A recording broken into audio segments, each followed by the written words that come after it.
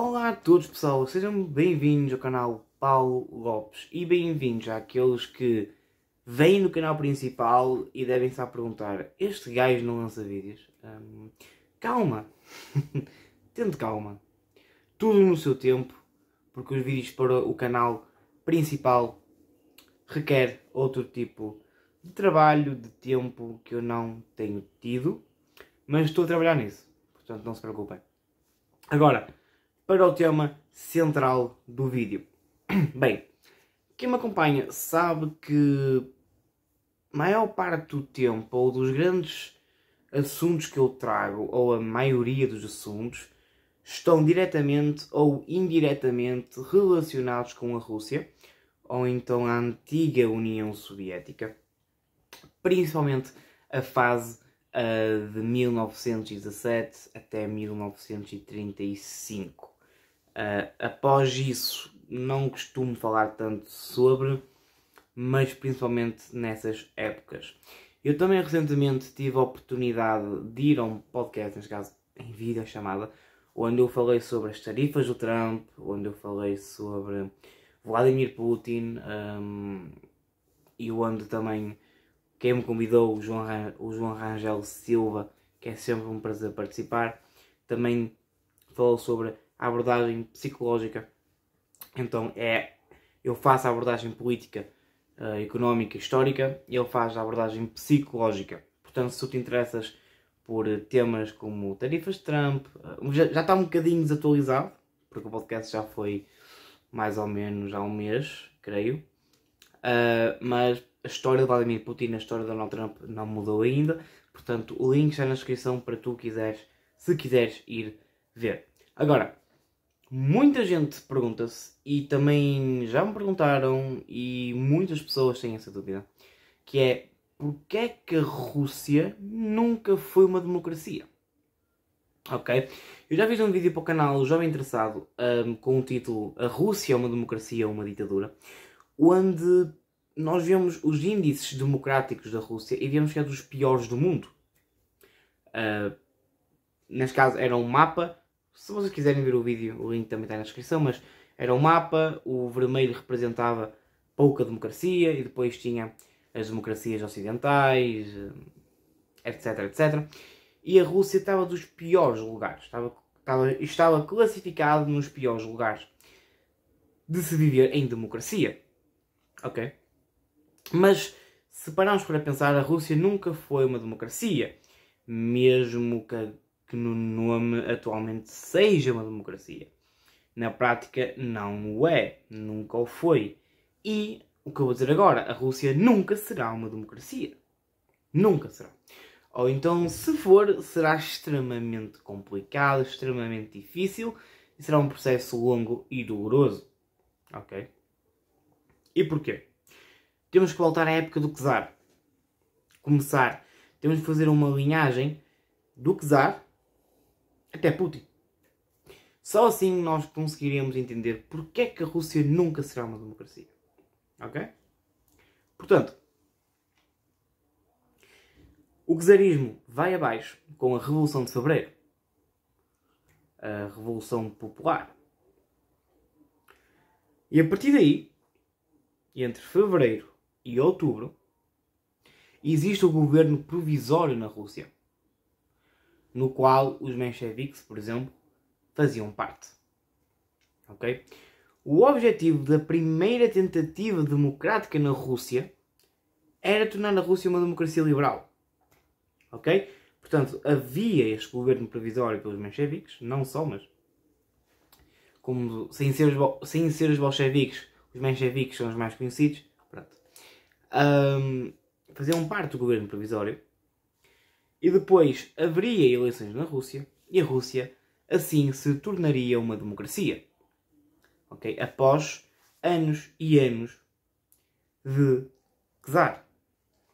O que acontece é que em outubro, neste caso lá em novembro, aqui em outubro, tem a ver com o calendário, mas a chamada Revolução de Outubro, neste caso um golpe de Estado. Quem acompanha mais os meus vídeos sabe que eu não gosto de chamar o golpe de Estado de Outubro de Revolução ou de Revolução Popular, porque não o foi. Mas, voltando ao assunto, em outubro, Lenin assume o poder de forma não democrática, não é? Um golpe de Estado conduzido por Leon Trotsky. Então, a primeira tentativa democrática na Rússia falha. É instaurado o governo provisório vai abaixo. Esta é a primeira tentativa. Depois nós temos a segunda tentativa, logo depois da primeira, que foi com as eleições para a Assembleia Constituinte em 1918. Portanto, bolcheviques assumiu o poder com a retórica que o governo provisório não estava a corresponder às exigências do povo. Então eles iam assumir o poder, mas haveria eleições na Rússia. E foi exatamente isso que aconteceu.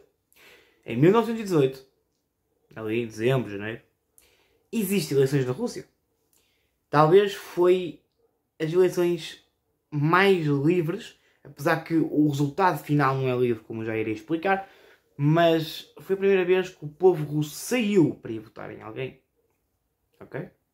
Então o povo russo saiu, lembrando que os bolcheviques tinham conseguido o poder, mas sempre com a retórica que iriam sair após as eleições. Neste caso, claro, se ganhassem, iriam ficar, se perdessem, iriam sair. O que aconteceu é que os bolcheviques perdem as eleições para os sociais revolucionários, ou socialistas revolucionários, como vocês quiserem chamar. Perderam as eleições, os bolcheviques.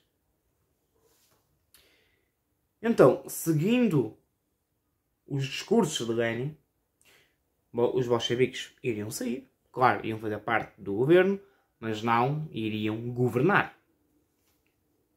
Bem, isso não acontece. Lenin manda fechar a Assembleia Constituinte, manda para lá soldados, onde morreram mais ou menos 7 pessoas. Ok? Os bolcheviques não assumiram as eleições. O resultado das eleições os bolcheviques não assumiram. Porquê? Porque perderam. Perderam, mandaram fechar a Assembleia Constituinte e continuaram no poder. Foi exatamente assim. Portanto, a segunda tentativa da Rússia ser uma democracia também foi falha. Também não deu certo. E ainda podemos ir para a terceira tentativa, antes de eu avançar mais para os dias atuais. Mas, se quiserem considerar esta uma terceira tentativa democrática na Rússia, podemos considerar também que foi as eleições para os soviéticos logo na primavera de 1918. Portanto, o governo provisório vai abaixo, bolcheviques vão a eleições, perdem, não saem do poder, continuam, e depois há eleições para os soviéticos, que é diferente. Existe o Comitê Central e existe os soviéticos. Os soviéticos eram uma espécie... Não era uma espécie... Ok. Era uma espécie de conjunto de trabalhadores de fábricas e campo que existia dentro das cidades. É como em Portugal, talvez posso tentar explicar de forma... Existe o governo, não é? O governo português, no Parlamento, e depois existe a Câmara Municipal. Não é uma comparação assim igual, mas é para vocês entenderem. Era uma entidade que pertencia ao governo, mas com um propósito próprio, que era os trabalhadores. Ou supostamente eram. Isto é outra questão. Então, houve eleições para os soviéticos em 1918, logo na primavera, e os bolcheviques perderam todas as eleições, ou a maioria delas. Nas principais cidades, como em Moscovo, São Petersburgo, Tambov, Tula, as regiões do Volga, Saratov. Eu podia estar aqui a enumerar inúmeras cidades russas, Ufa também, e as principais cidades onde os bolcheviques perderam em todas. Outra vez, numa tentativa democrática que o povo russo e alguns partidos russos tentaram exercer, os bolcheviques não permitiram. E, portanto, o que é que aconteceu aos soviéticos? Foram fechados. Como aconteceu com a Assembleia Constituinte. Fecharam os soviéticos. Alguns que até foram trocados por comissários dos pobres, ou comitês dos pobres. e os bolcheviques simplesmente não saíram dos soviéticos. Ok?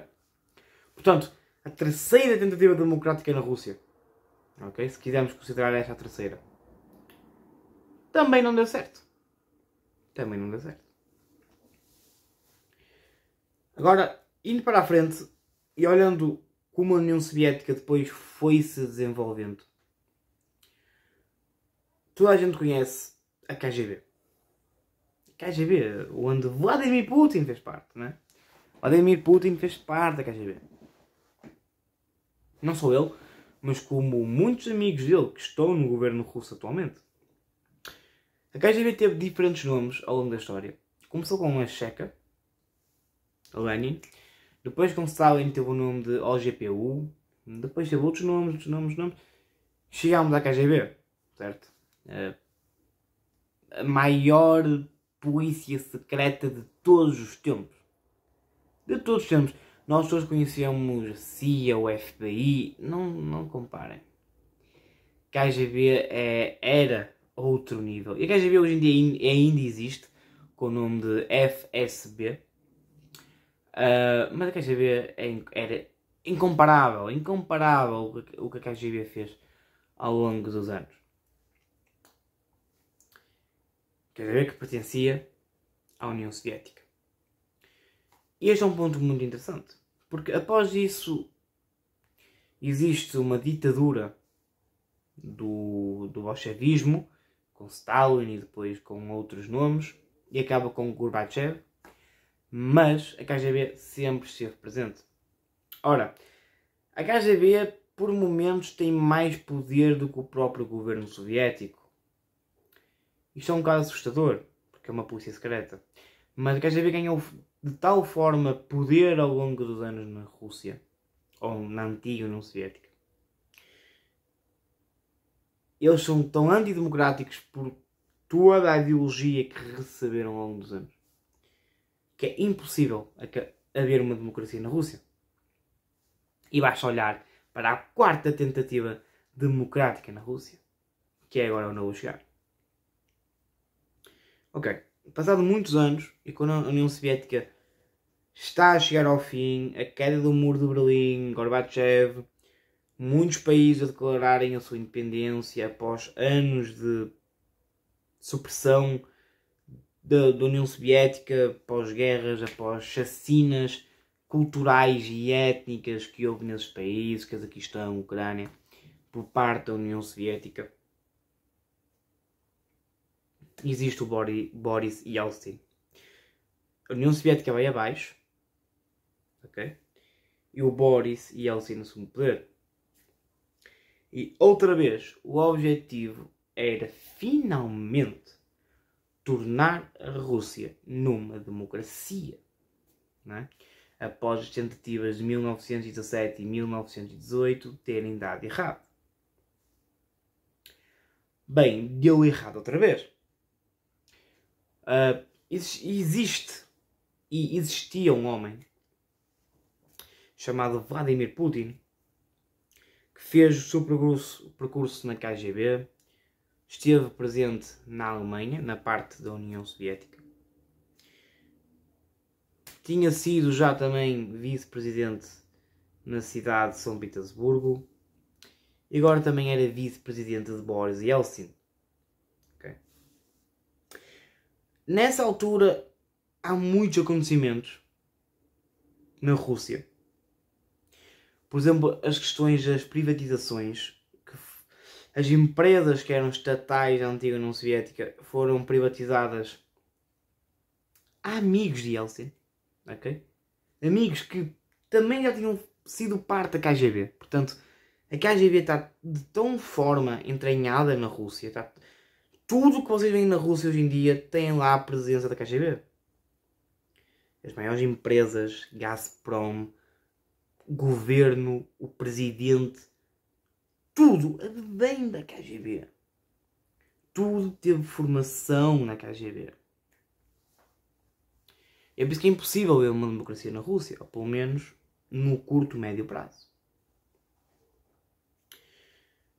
Houve essa onda de privatizações, houve conflitos, os países ocidentais a ajudar o Boris Yeltsin, porque acreditavam que a Rússia realmente tinha que se tornar numa democracia, e o Putin nessa altura assume a vice-presidência do Boris Yeltsin. O que acontece com o Boris Yeltsin é que ele tinha muitos casos de corrupção. Muitos casos. E como em maioria dos países do mundo, quando um presidente ou um primeiro-ministro ou alguém importante no governo tem suspeitas ou casos de corrupção, essa pessoa tem que abandonar o cargo. Bem, o Boris Yeltsin foi muito inteligente. Putin já tinha encobrido casos de corrupção quando ele era vice-presidente em São Petersburgo. Não era novidade para Putin, mas ele foi muito inteligente também. O Putin é das pessoas... É raríssimo encontrar uma pessoa que mantém tanta calma no meio de tanto caos. Putin é um homem estrategista. Tudo para Putin é um tabuleiro de xadrez onde ele tem que fazer a jogada mais perfeita em cada situação. E às vezes o Putin sabe que tem que perder para depois ganhar o dobro. Neste caso, dar um passo atrás para dar 2 à frente, ou às vezes dar 2 passos atrás para dar 3 à frente. E ser paciente. O Putin é uma pessoa extremamente paciente e ele não tem medo de, por muitos momentos, estar no prejuízo, pois ele acredita naquilo. Ele acredita que a sua estratégia irá vencer. Boris Yeltsin, como estava com tanto caso, ele tinha que sair da presidência. Mas ele, antes de sair, ele faz um acordo secreto com Putin. Que era: Putin assume a presidência, mas em troca, Putin absolve todos os casos, todas as suspeitas de Boris Yeltsin sobre corrupção ou qualquer outro tipo de caso que envolva a justiça. Então foi assim que Putin assume a presidência. Com um acordo secreto com Boris Yeltsin.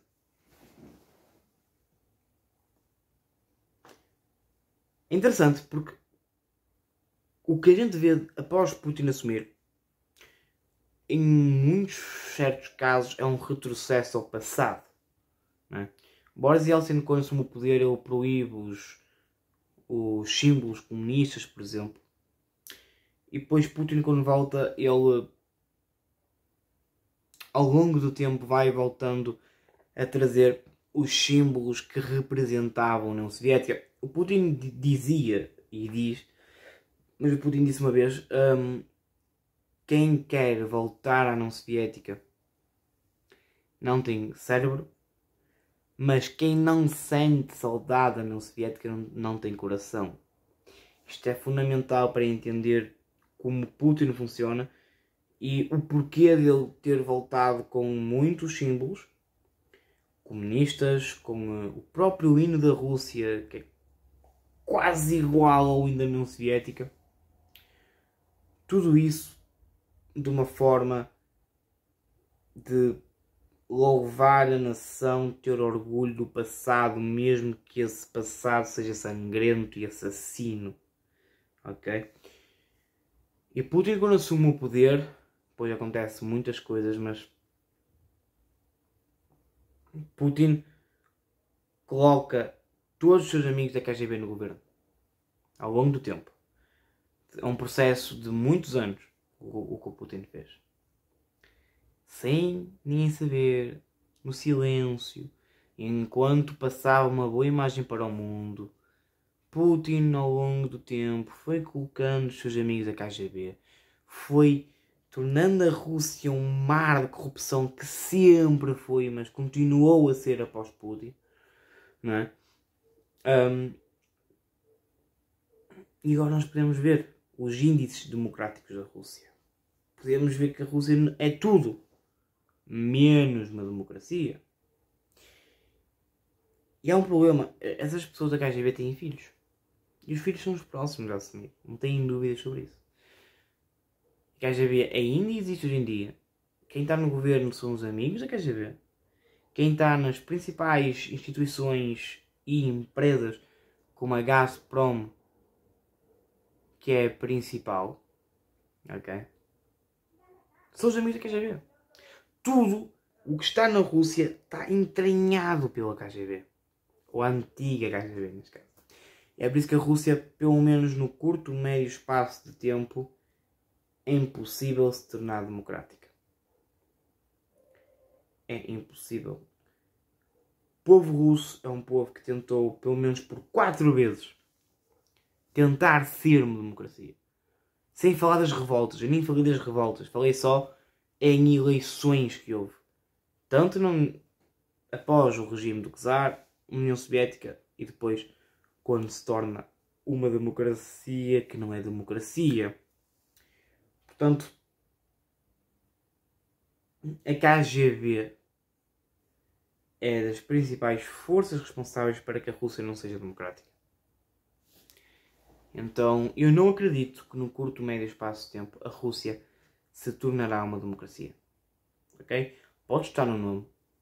Eles podem escrever assim em grande, lá na Praça Vermelha: nós somos democráticos. Mas, quando se vai ver na prática as coisas que acontecem na Rússia, é tudo menos uma democracia. Ok? Para eles, políticos, mortes, perseguição...